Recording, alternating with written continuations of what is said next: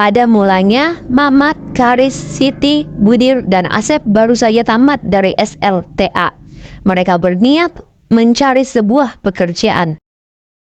Guys, cari kerja yuk. Gue malas banget kuliah-kuliah. Ayo ajak gue, Mak. Enak ngomong doang, susah tahu nyari kerjaan mah.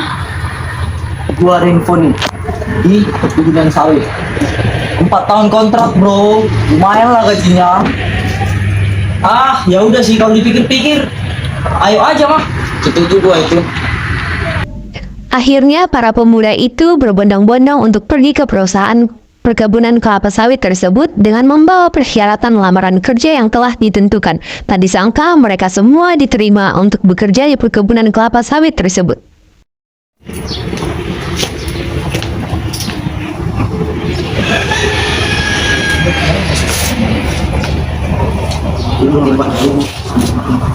Jadi begini, pekerjaan kalian itu hanya memasang patok batas lahan perkebunan sawit. Dan kalian juga harus memberi tanda-tanda silang pada pohon-pohon tertentu.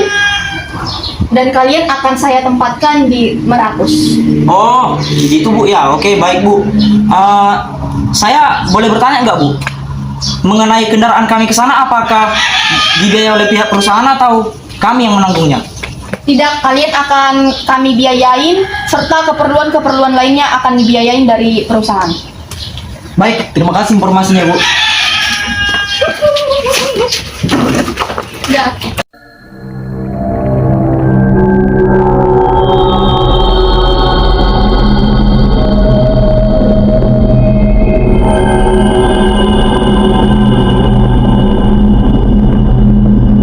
Tibalah hari mereka memulai pekerjaan mereka di Meratus. Mereka ditempatkan di pedalaman cukup jauh untuk menjangkau dusun terdekat. Konon dikatakan bahwa ada roh yang menjaga belantaran hutan. Tetapi para pekerja yang memasang patok-patok itu tidak mengetahuinya. Siapa mereka? Apakah mereka akan merusak hutan ini? Aku akan memperlihatkan kepada kalian manusia.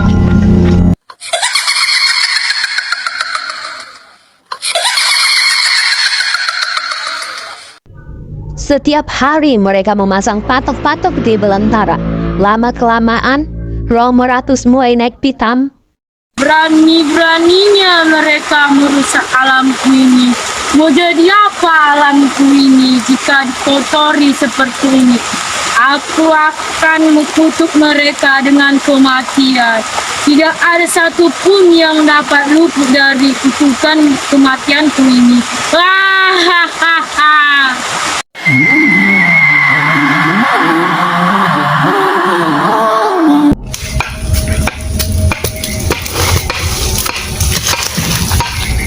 Panas banget ya hari ini.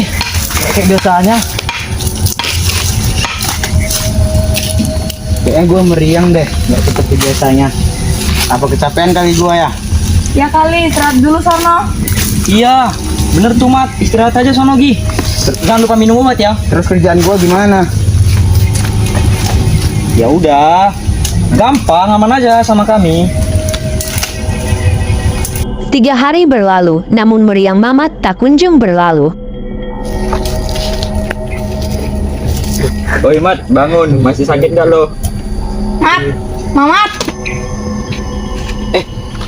Kok si Mamat nggak bangun-bangun ya? Iya, jadi ngeri gua. Ah, kagak. Ini paling efek obatnya doang nih. Ah, udah yuk, Karis Siti kita lanjut kerja aja. Duluan deh, kalian. Gua beres-beres sebentar.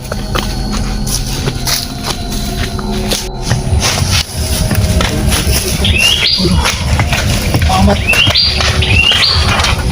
Teman-teman, Mamat meninggal. Hah? Masa sih? Yang bener loh Dir. Tahu dari mana? Kalau lu pada nggak percaya, ayo kita lihat sekarang. Ayo burung. Ayo. Kok itu udah pucat banget. Kok bisa gitu ya?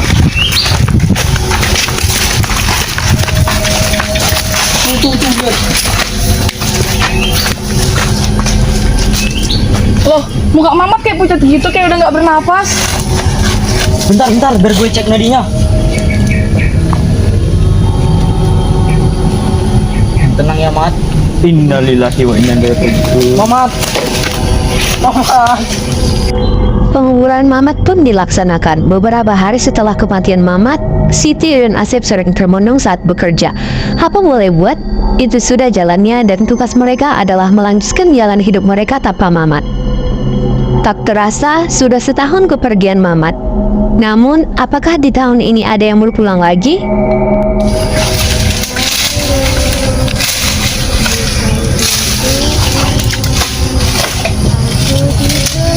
Aduh, gua nggak enak badan nih. Loh, kok kayak kejadian Mamat? Beneran?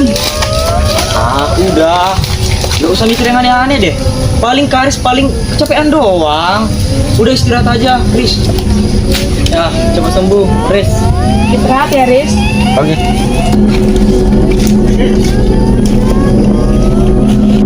Tak lama kemudian, Siti, Budir, dan Asep menemukan Karis sudah tidak bernyawa di tempat tidurnya. Setelah pemakaman Karis, mereka pun berbincang. Feeling gua kok jadi nggak enak gitu ya? Sid, namanya umur kagak ada yang tahu. Iya bener tuh kata si Budir. Kita doain aja teman-teman kita yang terbaik. Ya betul Sep, betul. Mamat telah berpulang disusul dengan Asep. Lantas siapa selanjutnya yang akan mengikuti kepergian Mamat dan Asep? Asep dan Budir menangis di depan mayat Siti. Siti pun sudah terbujur kaku dengan tubuhnya yang menguning. Kini hanya tersisa Asep dan Budir. Cepet banget sih perginya Siti. Sabar Dir. Yang penting kan kita doain aja si Siti tenang di sana. Pasti Tuhan tempatkan dia yang terbaik. Setelah penguburan, mereka berdua duduk di teras pondok.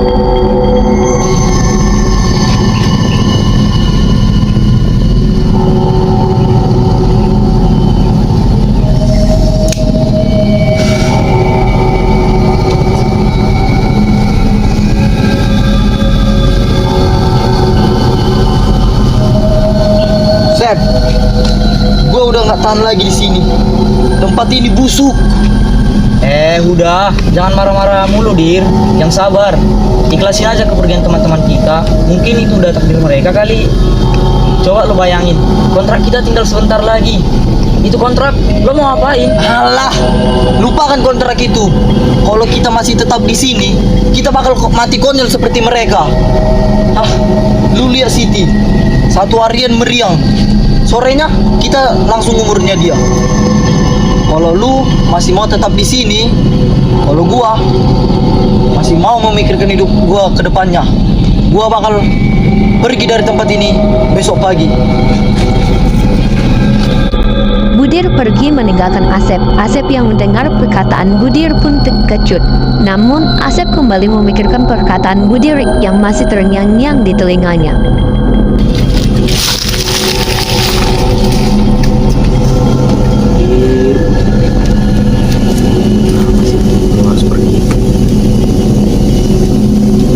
Tapi kalau dipikir-pikir bener juga sih apa yang dibilang sama si Budir. Udah banyak korban teman gue yang ngerasain demikian. Udahlah. Asep pun masuk ke dalam pondok dan memutuskan untuk beristirahat. Pagi-pagi buta, Budir bangun dari tempat tidurnya dan mengemasi barangnya dengan pelan-pelan agar tidak membangunkan Asep.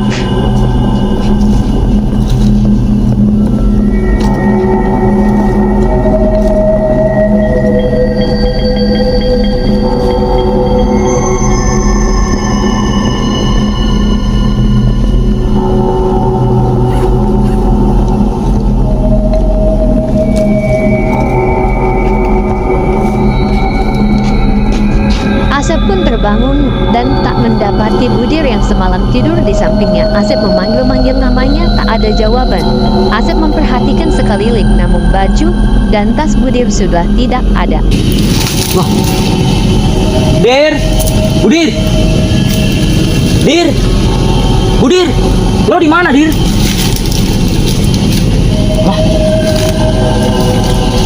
Wah. Kayaknya Tuh anak udah pergi pagi-pagi.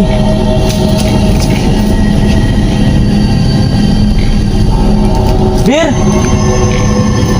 Ah, bener nih, dia pasti udah pergi pagi-pagi. Apa gue susul aja ya? Padahal kan nggak mungkin gue ngerjain hutan ini sendirian, dan nggak mungkin juga gue tinggal di hutan ini sendirian. Gue juga takut mati.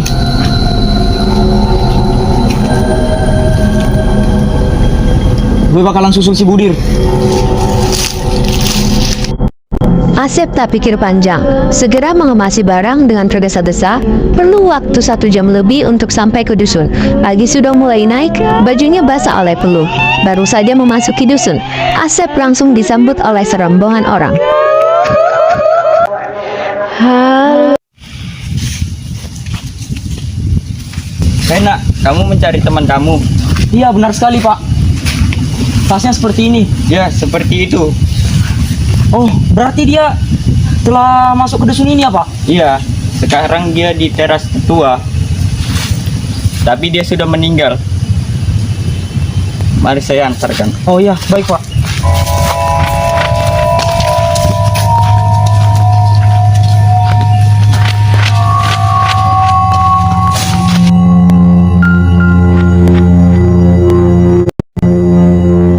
Sesampainya di rumah tetua, Asep dengan mata terpaku melihat temannya terbaring kaku.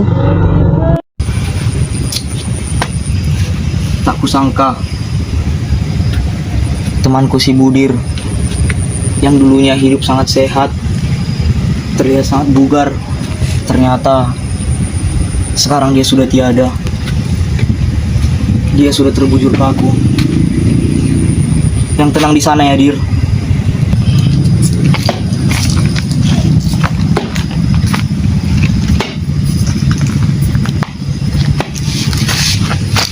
Tetua, ini teman si mayat itu. Romratus, kau salah satu dari orang-orang yang kabarnya memberikan tanda di pohon-pohon hutan itu. Iya, itu benar, Tetua. Sayalah satu-satunya yang tersisa. Aku tak tahu maksud kalian memberi tanda itu, tapi dilihat dari bagaimana temanmu meninggal, sepertinya Romratus merasa terganggu.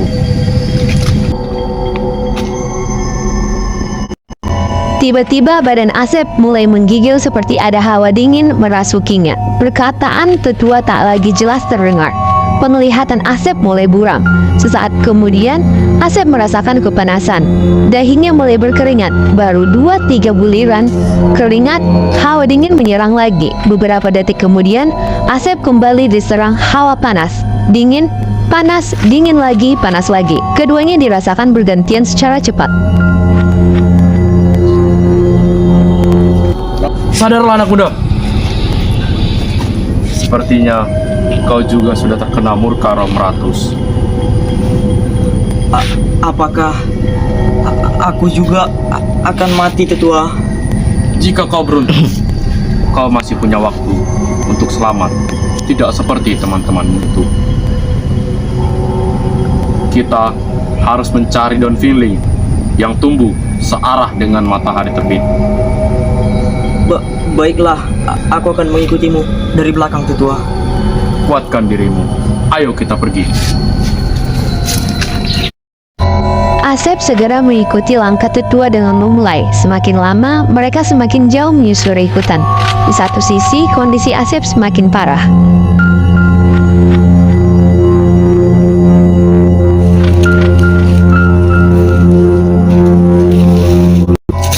Apakah tempat tersebut sangat jauh? Sebentar lagi anak muda. Aku sudah mendapati daun Asep terbaring tak berdaya. Suara air di pancur sayup terdengar samar-samar.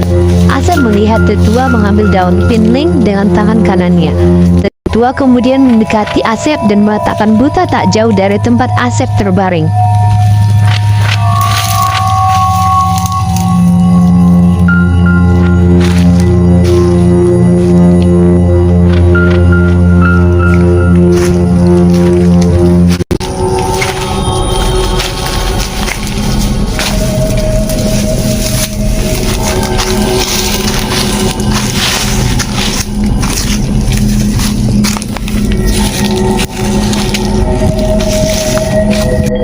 Daun Finling, izinkanlah aku untuk menggunakanmu mengobati anak muda ini.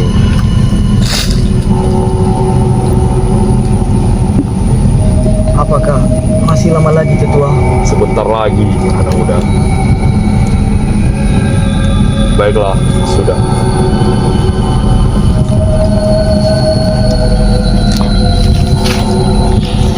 Rasa-rasanya badanku sudah pulih kembali.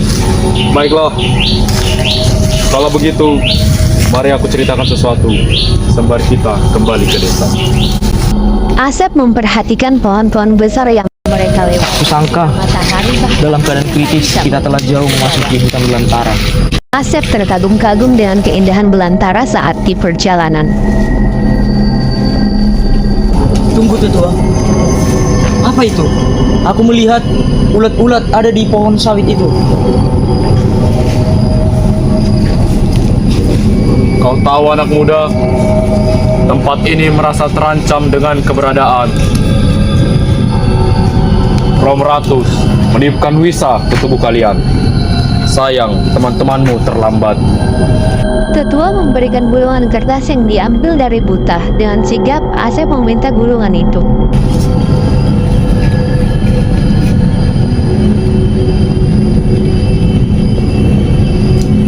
Itu peta yang kuambil dari ranselmu.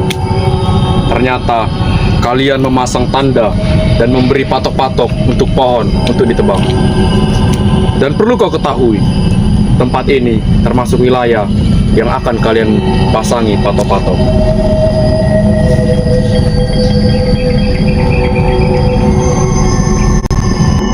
Perlahan Asep membuka gulungan peta di tangannya. Dari peta terlihat jelas, pekerjaan Asep sebenarnya tinggal sedikit lagi. Jika saja semuanya lancar, maka mereka akan sampai di tempat ini dan selesailah kontrak kerja mereka.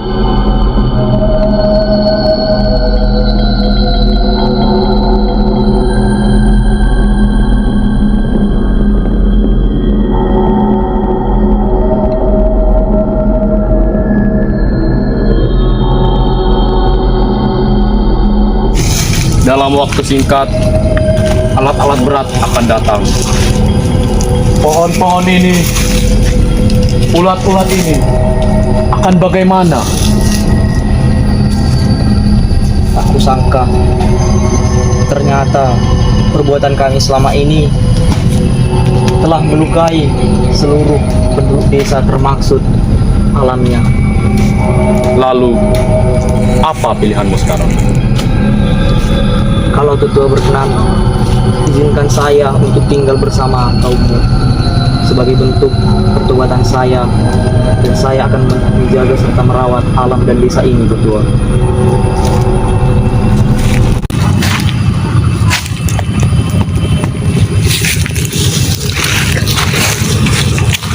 Asep pun menepati perkataannya dan ia turut membantu memulihkan pohon-pohon yang telah rusak karena dipatok untuk pekerjaan mereka.